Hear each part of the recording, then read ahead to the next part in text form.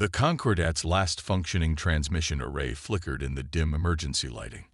Ambassador Tahoe's three-fingered hands trembled as he encoded the final distress signal. Around him, the command center buzzed with quiet desperation. "Power reserves at 17%, reported a technician, her voice barely audible over the distant rumble of explosions. Tahoe nodded grimly. Behind him, Science Director Jiwoo monitored the array systems, her typically bright eyes now dull with exhaustion. The last 3 days had been a nightmare. The Dominion's fleet had systematically destroyed their orbital defenses, their military installations, and most of their communication network. "The message is ready," Tahoe announced. "I've included everything we discussed." Jiwoo moved beside him, scanning the transmission package. It contained compressed data about their 3 species, the plant-like Nari, the aquatic Suk, and their own people, the avian Wan, along with star charts marking their territories and colonies. Most importantly, it detailed the Dominion's weapon systems, battle tactics, and the ruthless expansion that had already consumed 17 independent worlds. "Do you really think anyone will answer?"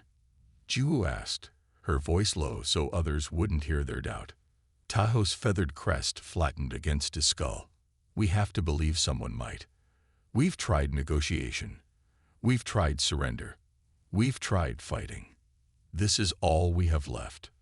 The room fell silent as Tahoe's claw hovered over the transmission button. Everyone understood the risk. The message would broadcast their location to anyone listening, including potentially worse threats than the Dominion. But extinction left little room for caution.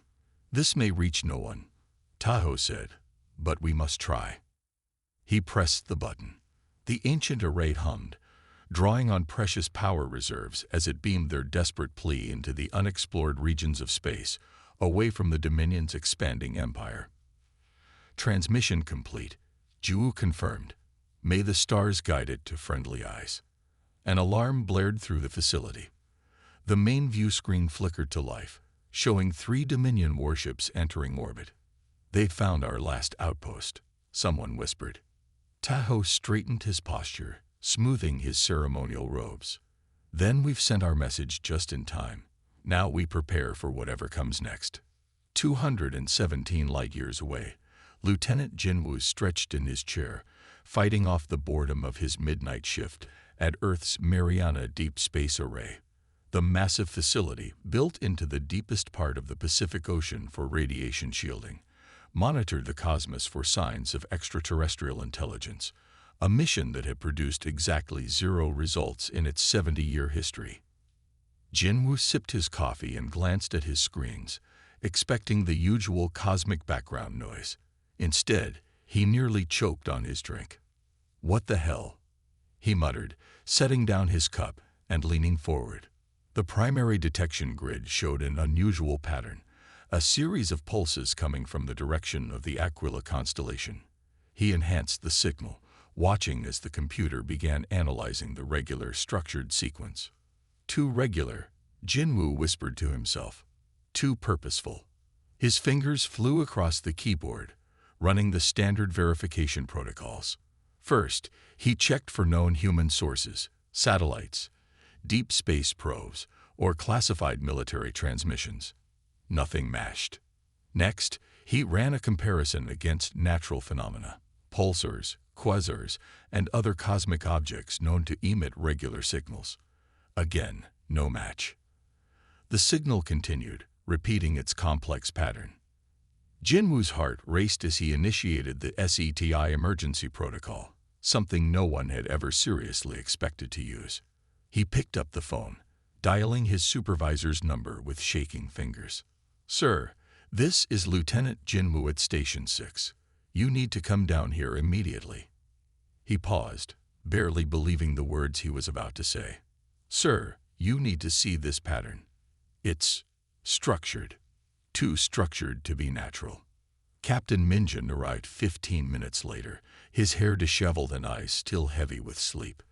By then, Jinwoo had assembled a preliminary analysis. "Show me," Minjin demanded without preamble.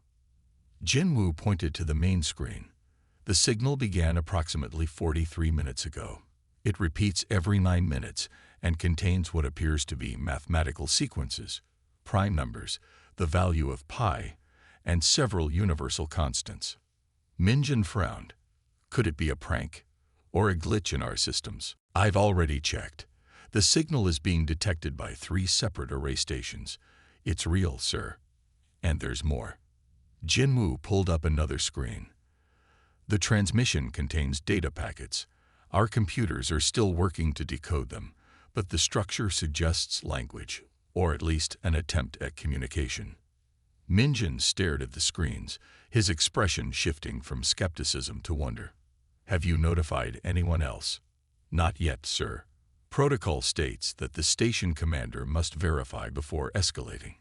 Minjin nodded slowly, then reached for the secure phone. I'm calling the director. And Jinwoo. Not a word about this to anyone. By dawn, the Mariana facility had transformed. Scientists, military personnel, and government officials filled the command center, all focused on the mysterious signal that continued to repeat its message every 9 minutes. Dr. Yuna, the lead sinolinguist, stood before the assembled group. We've made significant progress decoding the transmission. It contains mathematical principles, basic physical constants, and what appears to be pictographic information. The structure suggests an intelligent creator trying to establish communication with unknown recipients. So it's definitely not natural? Asked Defense Secretary Park. No, sir. This is artificial. This is intentional. And most importantly, she paused, her eyes shining with excitement. This is alien. The room erupted in murmurs and exclamations. Decades of searching, hoping, and wondering if humanity was alone in the universe. And now they had their answer.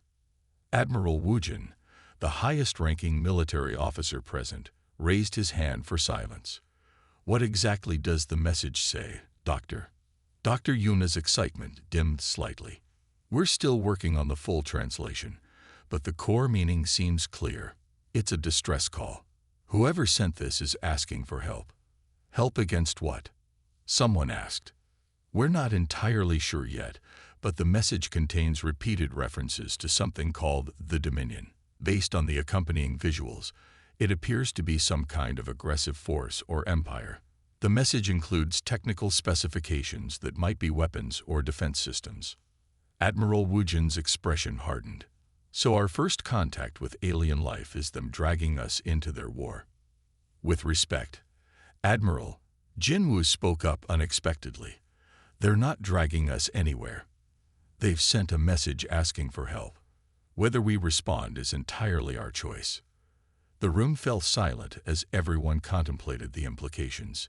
Humanity had dreamed of first contact for generations, but no one had imagined it would come like this, a desperate plea from across the stars. How far away is the source? President Hyjin finally asked. Approximately 200 light years, Dr. Yuma answered. So this message was sent 200 years ago? Secretary Park asked. No, sir, Jinwoo corrected. The signal appears to be transmitted through some kind of faster-than-light medium. Our analysis suggests it was sent less than a day ago. Admiral Wujin raised an eyebrow. That's technology far beyond our capabilities. Yes, Dr. Yuna agreed. Which makes whoever sent it either potential saviors with advanced technology we could learn from, or they've made us a target for something worse. President Hyjin stood up. I want a full briefing in 1 hour, and prepare a draft response. We need to decide if humanity is ready to answer this call. As the meeting dispersed, Lieutenant Jinwoo remained at his station, watching the signal repeat its pattern. Somewhere across the vast emptiness of space, someone had reached out in desperation. Someone had asked for help. And for the first time in human history, they knew for certain they were not alone in the universe. The United Earth Council chamber hummed with tense energy as Dr. Hiren stood before the semicircular table. Behind her, a large screen displayed the decoded alien message, its strange symbols translated into human language. The 50 council members, representing every nation on Earth, watched in silence as she began her presentation. "The signal is definitely artificial and definitely not human," Dr. Hiron explained, her voice steady despite her racing heart. "It contains mathematical sequences, star coordinates, and what appears to be a warning." She tapped her tablet, and new images appeared on the screen. Diagrams of what looked like warships, weapon systems, and battle formations. "We believe this is a distress call from a civilization under attack. They identify themselves as the Concordate, a coalition of 3 species sharing several star systems in the Aquila sector, and they're facing extinction at the hands of something they call the Dominion." Admiral Doyen leaned forward in his seat, his weathered face tightening with concern. A trap, or a genuine plea for help? Dr. Hiron met his gaze. "Our analysis team believes it's genuine. The message includes technical details about their communication system, cultural information, and biological data that would be unnecessarily complex for a trap. But if it is a trap," countered Representative Sunny, "we could be walking into our first interstellar war." "And if it's not," said General Minji, rising from her seat, "we're ignoring the first confirmed intelligent life reaching out to us. And they're asking for our help." Her eyes swept across the room. "But if it's real, and we do nothing?" The council chamber erupted into heated debate. Some representatives argued for caution. Humanity had only achieved faster-than-light travel 5 years ago, and their technology was still untested for long journeys. Others insisted that making contact was worth any risk. President Taewoo finally raised his hand for silence. "We have 3 options before us. First, we can ignore the message. Second, we can respond with a transmission but take no physical action. Or third, we can send an expedition to investigate in person." "If we go," Admiral Doyen said, "we should be prepared for anything. Peaceful contact or confrontation." "How long would the journey take?" asked the council member. Dr. Hiron consulted her notes. "With our current FTL drives, approximately 19 days to reach the coordinates provided in the message." President Taewoo nodded thoughtfully. "And our military readiness?" Admiral Doyen straightened. "We have 5 deep space vessels equipped with FTL drives. They were designed for exploration, but all have defensive capabilities. If authorized, we could depart within 2 weeks." The council voted after hours of deliberation. The decision: humanity would answer the call. The launch site buzzed with activity as dawn broke over the Pacific Ocean. Massive floating platforms supported 5 sleek starships, their hulls gleaming in the morning light. The UES Pathfinder, the flagship of humanity's modest space fleet, towered above the rest. Admiral Doyen stood on the bridge, watching his crew perform final checks. At 58, he had never expected to command humanity's first contact mission. His career had focused on Earth's defense, not reaching for the stars. Yet here he was, about to lead 5 ships and 300 crew members into the unknown. "Admiral, all ships report ready for departure," announced Commander Jimin, his first officer. Doyen nodded. "And our special passenger?" "Dr. Hiron is settled in the science bay with her team." "Good. She understands these aliens better than anyone. We'll need her expertise." Doyen activated the ship-wide communication system. "All personnel, this is Admiral Doyen. In a few minutes, we will make history as the first humans to journey beyond our solar system. Our mission is clear: investigate the distress call and determine if we can offer assistance to the Concordat. We don't know what we'll find, but we go prepared for peace or war. Remember your training. Trust your teammates and represent humanity with courage and compassion." He paused, feeling the weight of the moment. "Launch sequence begins in 5 minutes. Secure all stations." The journey through FTL space was disorienting. Time seemed to stretch and compress, and the view outside the ships showed only swirling colors that hurt the eyes if watched too long. Most crew members avoided the observation decks, preferring the artificial lighting and normal physics of the ship's interior. Dr. Hiren spent the journey studying the alien message, searching for any details that might help them prepare for first contact. Admiral Doyen joined her on the 12th day. "Any new insights?" he asked, accepting the cup of coffee she offered. "Several," she replied, bringing up a holographic display. "I'm increasingly convinced the Concordat consists of 3 very different species who evolved on separate planets. Their language contains distinct structures that suggest different biological perspectives. Will that complicate communication?" "Actually, it might help. They already have experience communicating across species boundaries. They might be better prepared for contact with us than we are with them." Doyen nodded thoughtfully. "And this Dominion? Any clearer picture of what we might be facing?" Dr. Hiren's expression darkened. "The message describes a highly militarized empire with technology significantly more advanced than either ours or the Concordats. They appear to have a strict caste system and expand through conquest rather than exploration or diplomacy. So if we help the Concordat, we're potentially making an enemy of this Dominion." "Yes. But from what I can tell, the Dominion would eventually find Earth anyway. They're systematic in their expansion." Doyen stared at the disturbing images of Dominion warships. "Better to meet them on our terms than wait for them to discover us unprepared."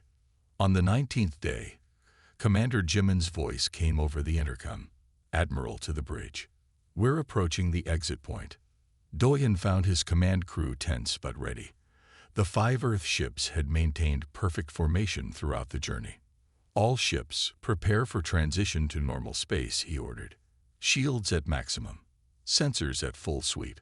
We don't know what we're dropping into." The swirling colors outside faded as the ships slowed. Stars reappeared, first as streaks, then as fixed points of light. "Transition complete," reported the navigation officer. "We've arrived at the coordinates."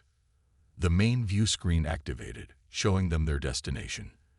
A yellow star burned at the center of a system with 7 planets.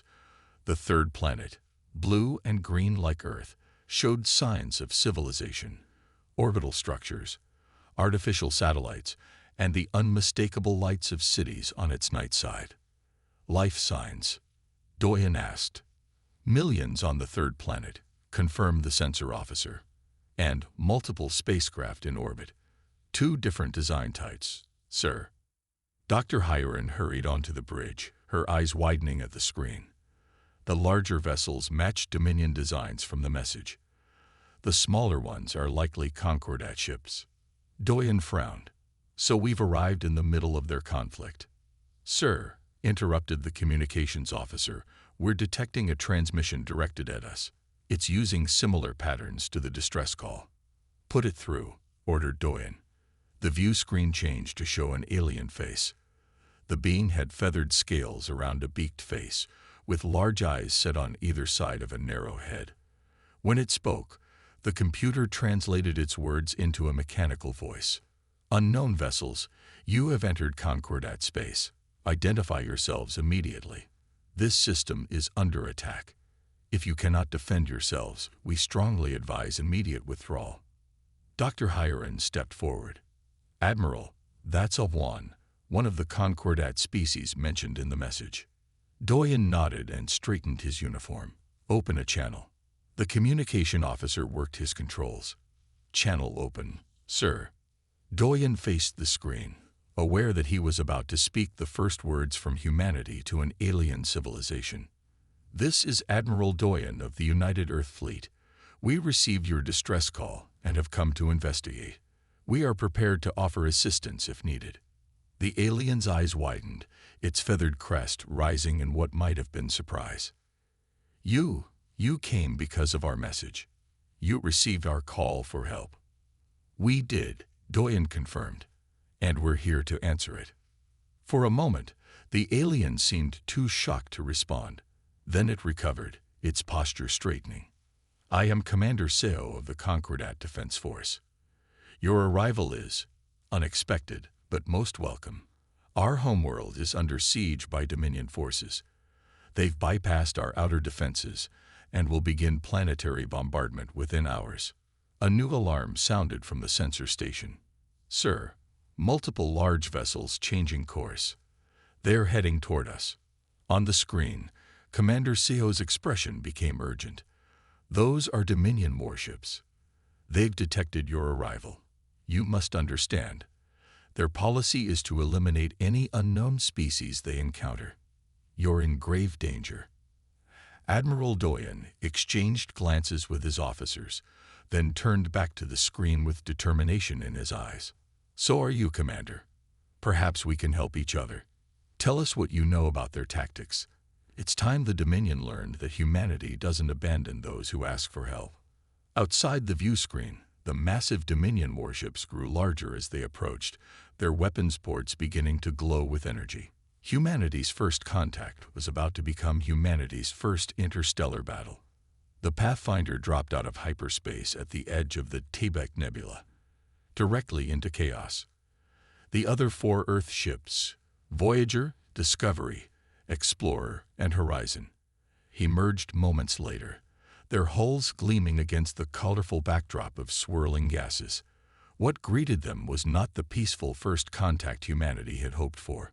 A small damaged space station hung in the void ahead, surrounded by debris and the flashing lights of weapons fire.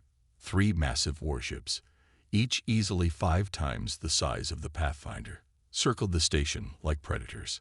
6 smaller ships darted between them, desperately trying to defend the station. The bridge of the Pathfinder fell silent as the crew took in the battle before them.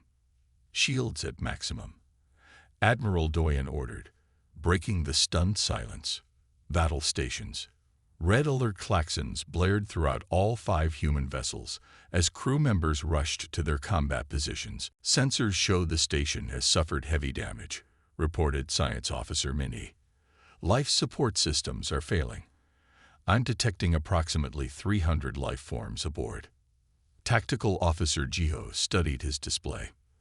Those must be the beings who sent the message, he said, indicating the smaller ships. And those larger ships must be the threat they described. The Dominion, Doyen muttered. What's the status of their weapons? Energy readings suggest they're significantly more advanced than ours, Jiho answered. Their shields appear to operate on quantum principles we've only theorized about. Communications specialist Yumha's console lit up. Incoming transmission from the smaller vessels, she reported. On screen, Doyen ordered. The main view screen flickered to life, revealing an alien face. 3 large eyes, set in a triangular pattern, dominated a slender face covered in iridescent scales. The being wore what appeared to be a formal uniform with symbols that might have been rank insignia. Universal Translator engage, Yunha confirmed. Ambassador Taiho's face showed clear surprise, his 3 eyes widening as he stared at the human bridge crew. You came. You actually responded to our call. The disbelief in his voice was evident even through the translator. Behind him, other aliens worked frantically at control panels amidst sparking electronics and emergency lighting. Admiral Doyen stood tall. I am Admiral Doyen of Earth. We received your distress signal and have come to offer assistance. Earth, Taiho repeated, the word clearly unfamiliar. We sent our message into the void with little hope. Your arrival is. He seemed at a loss for words. Your station appears heavily damaged, Doyen continued. We can. The transmission suddenly split, a second image appearing beside Taiho's. This new alien was bulkier, with gray skin stretched over a muscular frame. 4 eyes arranged in a square pattern glared from a face dominated by a lipless mouth filled with pointed teeth. Well, what have we here? The new alien's voice was deep and mocking. So the pathetic Concordat has found friends. How fortunate for me. Doyen's expression remained neutral. Identify yourself. I am Warlord Crag of the Dominion 3rd Fleet, the alien announced proudly. Soon to be master of this sector and, it seems, the first to make contact with your primitive species. His laughter echoed through the channel. Another primitive species to subjugate. Your ships are even more pathetic than the Concordats. On his side of the transmission, Taho's expression filled with dread. "Admiral, you must leave immediately. The Dominion will destroy your vessels. They show no mercy to." "Silence," Crag bellowed. "Your new friends will share your fate, Concordat wretch." His attention returned to Doyen. "I offer you one chance, human. Depart immediately or be destroyed with these weaklings." The bridge crew of the Pathfinder exchanged glances. This was not how they had imagined first contact. Admiral Doyen studied the Dominion warlord for a long moment. Then, unexpectedly, he smiled. "Lieutenant Sunwoo, deploy the mirror drones," he ordered calmly. "Commander Junho, prepare the electromagnetic pulse arrays. Let's show them how primitives fight." Warlord Crag barked another laugh. "Your primitive technology cannot hope to." Doyen cut the transmission with a gesture. "Communications blackout. All ships execute Maneuver Delta." The 5 Earth vessels suddenly split apart, moving in seemingly random patterns that would make targeting difficult. "Mirror drones launching," reported Lieutenant Sunwoo. From each human ship, dozens of small metallic spheres shot into space, quickly spreading throughout the battlefield. Each was barely larger than a basketball, but contained sophisticated electronics. "Drones in position," Sunwoo confirmed after 30 seconds. "Begin Phase 1, ordered Doyen. The drones activated simultaneously, each projecting a perfect holographic copy of an Earth ship. Where there had been 5 vessels, there now appeared to be 30, all identical down to the smallest detail, including false energy signatures and heat emissions. On the Dominion ships, alarms blared as their sensors suddenly detected multiple new threats appearing from nowhere. "Phase 2, Doyen continued, his voice steady. The real Earth ships and their holographic duplicates began a complex dance, weaving between each other so rapidly that distinguishing real from fake became nearly impossible. Meanwhile, Commander Junho's team activated the electromagnetic pulse arrays, devices developed originally for peaceful mining operations, but repurposed for this mission. "EMP charged and ready," Junho reported. "Target the lead Dominion vessel's primary weapons array," Doyen ordered. Fire. A barely visible wave of energy pulsed from the Pathfinder, striking the largest Dominion warship precisely where its main weapon was mounted. The massive cannon, which had been charging to fire, suddenly went dark. "Direct hit," Geo reported. "Their primary weapon system is offline. They're switching to secondary arrays. All ships, execute Phase 3, Doyen commanded. The 5 Earth vessels suddenly broke formation, each heading directly toward a different section of the Dominion fleet. The holographic copies followed, creating confusion as the Dominion gunners tried to determine which targets were real. "They're firing," Sunwoo shouted. Beams of energy cut through space, hitting several of the holographic ships, which flickered momentarily before the drones adjusted their projections to simulate damage rather than disappearing. "Horizon, target the second warship's propulsion systems," Doyen ordered. "Voyager and Discovery, focus EMP pulses on their communication arrays. Explorer, protect the Concordat station." The battle unfolded with surprising speed. The Dominion ships, designed for overwhelming force against predictable enemies, struggled to adapt to the humans' unconventional tactics. Their powerful weapons were useless if they couldn't distinguish real targets from fake ones, and the precisely targeted EMP pulses disabled key systems without destroying the ships outright. "Admiral," Yuna called out, "Ambassador Teho is hailing us again." "Put him through," Doyen replied, never taking his eyes off the tactical display. Taho's face appeared, his 3 eyes wide with amazement. "What technology is this?" "The Dominion fleet is in disarray." "Just a few tricks we developed," Doyen replied modestly. "We've temporarily disabled their primary weapons and communications. Can your ships assist in evacuating the station?" "Yes, but..." Taho hesitated. "The Dominion will regroup. Their technologies adapt quickly." As if to confirm his warning, one of the Dominion warships began firing in a wide pattern, attempting to hit all possible targets at once. "Horizon reports minor damage to aft shields," Cho announced. Doyen nodded grimly. They're learning. Time for our final surprise. Commander Chono, are the Nanak missiles ready? Armed and targeted, sir. Fire. Small, unimpressive missiles launched from the Earthships, heading toward the Dominion vessels. The Dominion point defense systems easily detected them, but considered them too small to be significant threats and focused on the larger perceived danger of the Earth vessels. This was a fatal miscalculation. When the missiles detonated near the Dominion hulls, they released clouds of microscopic robots, nanites programmed to infiltrate electronic systems and temporarily rewrite their programming. Within minutes, the Dominion ships' weapons turned inward, targeting their own shields and propulsion systems. Confusion reigned as their crews lost control of their own vessels. On the bridge of the Pathfinder, a cheer went up as the largest Dominion warship's engines shut down completely. Warlord Crag is hailing us, Yunhe reported, unable to keep the smile from her face. On screen, Doyen ordered. Crag's face appeared, his 4 eyes narrowed with rage and disbelief. What have you done to my ships? This is impossible. Not impossible, Doyen replied calmly. Just unexpected. Your fleet will regain control of its systems in approximately 1 hour, enough time for us to evacuate the Concordat station and depart.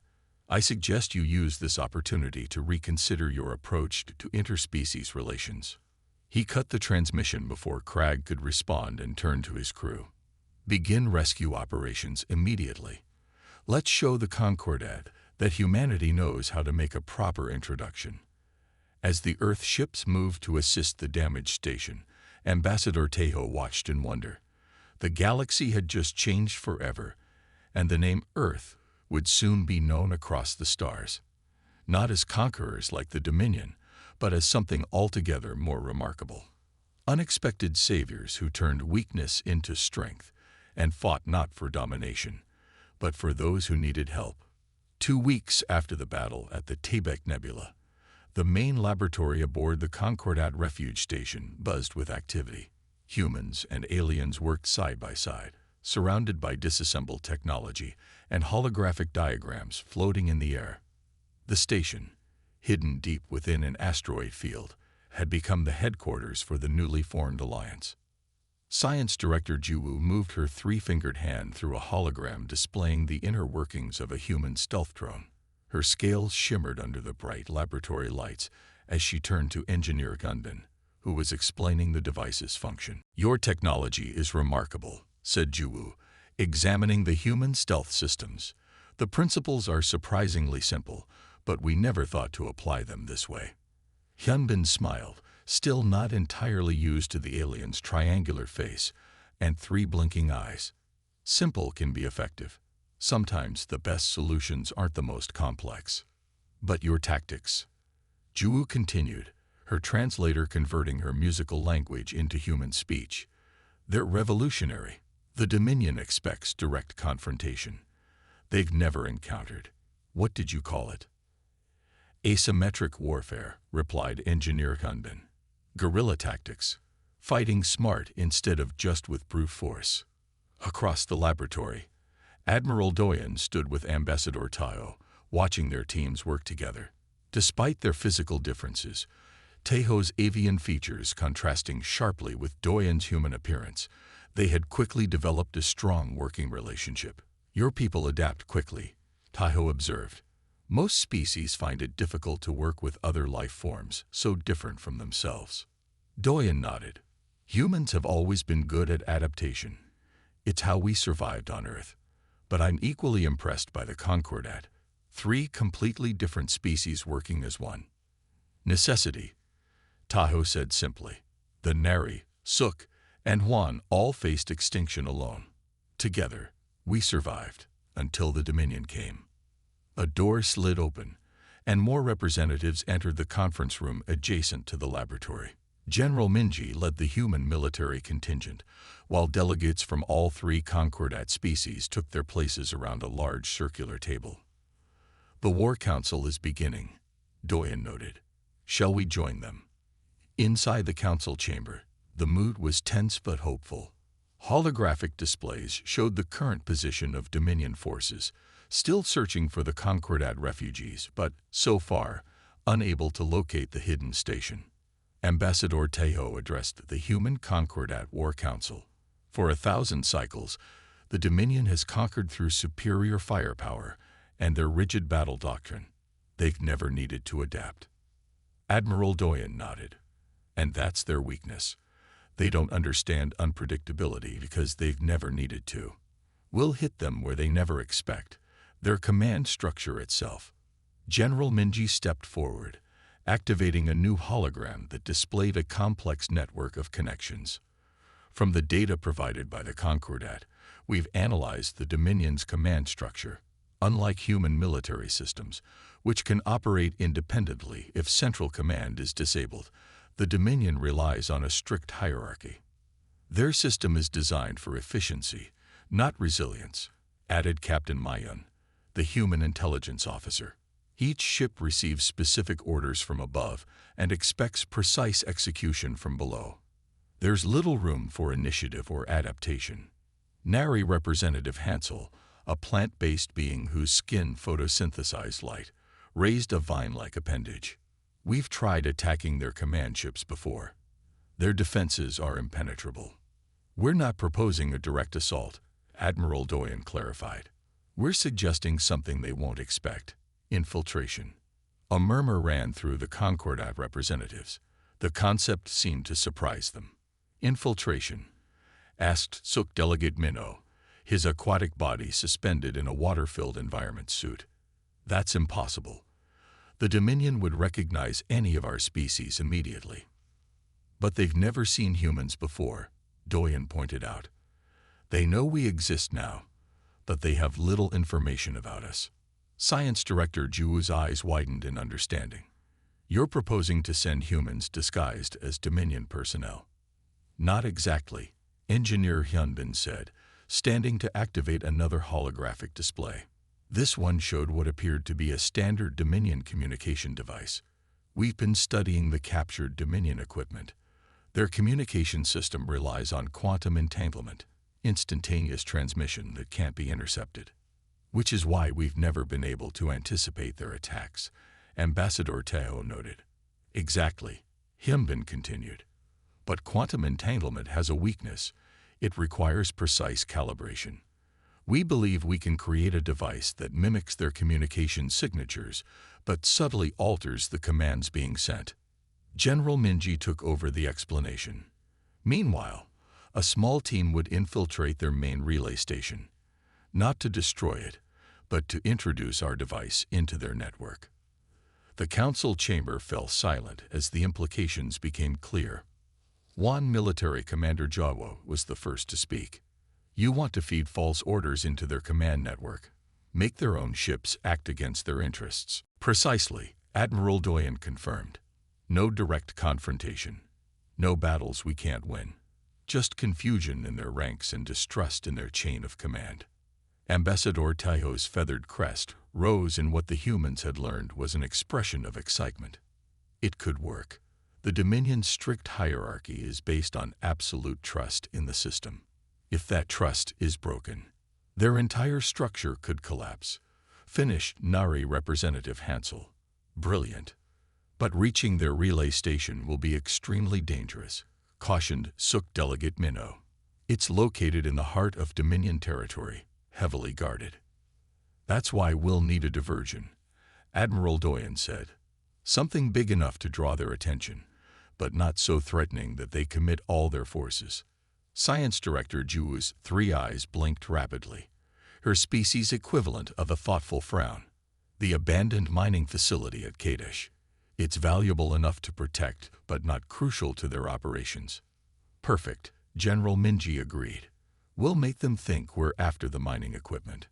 Meanwhile, the infiltration team slips in elsewhere. The planning continued late into the night. The combined human Concordat forces mapped out every detail. The diversion, the infiltration route, the exact modifications to the communication device. What had begun as an emergency rescue had evolved into a full alliance, with each species contributing their unique strengths. As the meeting finally concluded, Ambassador Tato approached Admiral Doyen in private. "My people were skeptical when I sent that message into the void," Tahoe admitted. "They said no one would risk themselves for strangers, that even if someone received it, they would ignore our plight." Doyen smiled. "Humans have a long history of both great cruelty and great compassion. In our past, we've sometimes failed to help each other. Perhaps that's why we were so determined to answer your call, to prove to ourselves that we could be better." "Whatever your reasons," Tahoe said, placing a three-fingered hand on Doyen's shoulder in a gesture he had learned from the humans, "we are grateful. And after we defeat the Dominion, I hope our peoples will remain friends." "Friends," Doyen agreed, "and perhaps teachers to each other. There's much your people could show us about cooperation between different species." Outside the viewport, the stars shone steadily against the blackness of space. Somewhere among them, the Dominion continued its relentless expansion, unaware that its greatest challenge would come not from superior firepower, but from something its rigid hierarchy couldn't comprehend: the unpredictability of human innovation combined with the resilience of the Concordat's cooperative spirit. The next day, the mission would begin. For now, human and alien alike rested, preparing for the battle ahead. Not a battle of brute force, but of wit and will fought in the shadows and across the invisible networks that bound the enemy together. A battle that would change the galaxy forever. Commander Junho pressed his body against the cold metal wall as a Dominion patrol marched past. His team of 6, 3 humans and 3 Concordat operatives, had infiltrated deep into the massive Dominion communication hub. So far, their disguises and forged identification codes had worked perfectly. The diversion at the Kadesh mining facility had drawn away most of the security forces, just as planned. "Clear," whispered Sion, the team's technical expert. Her fingers danced over a small device that jammed nearby surveillance systems. Junho nodded and motioned the team forward. They moved silently through the dimly lit corridor toward the central processor room, the heart of the Dominion's command network. For 3 days, they had worked their way through the station's outer sections, planting small quantum virus modules at key junction points. 2 minutes until the final diversion, reported Dongyun, checking his wrist display. Precisely on schedule, alarms began blaring throughout the station. Emergency lights flashed as an automated voice announced a radiation leak in the lower levels. "That's our cue," Juno said. As the remaining guards rushed to respond to the false emergency, the infiltration team slipped into the central processor room. The chamber was massive, a cathedral of technology. Towering columns of servers pulsed with light, while holographic displays showed the status of thousands of Dominion vessels across the galaxy. "Begin the upload," Juno ordered. The team worked quickly, connecting their devices to the main system. Sion's fingers flew across her specialized interface, bypassing security measures and inserting the final critical virus into the Dominion command network. "Upload complete," she announced after several tense minutes. "The virus is spreading. It will reach the flagship in approximately 10 minutes. Time to leave," Junho said, already moving toward the exit. "The chaos will start soon." Across the galaxy, Admiral Doyen stood on the bridge of the Pathfinder, watching as the combined human Concordat fleet engaged the Dominion forces near the Kadesh sector. The battle was massive, nearly 40 Concordat ships fighting alongside the 5 human vessels against more than 60 Dominion warships. "Status of the infiltration team?" Doyen asked. "They've completed the upload and are proceeding to the extraction point," reported Communications Officer Yuna. "And the virus?" Tactical Officer Jiho monitored his displays. "Spreading through their network now, sir. We should see effects momentarily." The battle outside was fierce. The Dominion's superior firepower was balanced by the humans' unpredictable tactics and the Concordat's intimate knowledge of the sector. Still, they were outnumbered, and several Allied ships had already taken heavy damage. "Sir," Joe called suddenly, I'm detecting unusual communications between Dominion vessels. Their formation is breaking. On the main view screen, the perfect Dominion battle formation began to falter. Some ships veered off course, while others stopped firing altogether. Confusion spread through their ranks as contradictory orders flowed through their command network. "It's working," Doyen said quietly. The flagship of the Dominion fleet, a massive dreadnought that dwarfed even the largest Concordat vessels, suddenly began firing on its own support ships. Its weapons, meant to destroy enemies, now targeted allies as the quantum virus rewrote command protocols and scrambled identification systems. "The virus has reached their flagship's core systems," Shill reported, unable to keep the excitement from his voice. "Their command structure is collapsing." Doyen opened a channel to all Allied ships. "This is Admiral Doyen. The Dominion command network has been compromised. Press the advantage but prioritize disabled vessels over destruction. We want surrender, not annihilation." The battle's tide turned quickly. Without clear orders, many Dominion captains fell back on their training. Follow the flagship's lead. But the flagship was now behaving erratically, its systems compromised beyond recovery. When its main reactor began to overload, panic spread throughout the Dominion fleet. The Dominion flagship exploded in a brilliant flash as their command network collapsed. Commander Junho's infiltration team had planted quantum viruses throughout their communication systems, while the main fleet created a diversion. "Their entire hierarchy is paralyzed," reported Tactical Officer Jiho. "The rest of their fleet is standing down or retreating." Within an hour, the battle was over. Nearly 30 Dominion ships had surrendered, their crews confused and leaderless. The rest had fled, many on courses that would take them far from Dominion space. Extraction team reports successful retrieval of Commander Junho and all operatives, Yunha announced to cheers from the bridge crew. Admiral Doyen allowed himself a small smile. "Send word to Earth and all Concordat worlds. The Dominion threat has been neutralized." 3 months later, the newly constructed peace station orbited the neutral world of New Harmony. Representatives from Earth, all 3 Concordat species, and even former Dominion worlds gathered in the Grand Assembly Hall. The station, built with combined technology from all involved species, symbolized the new era of cooperation.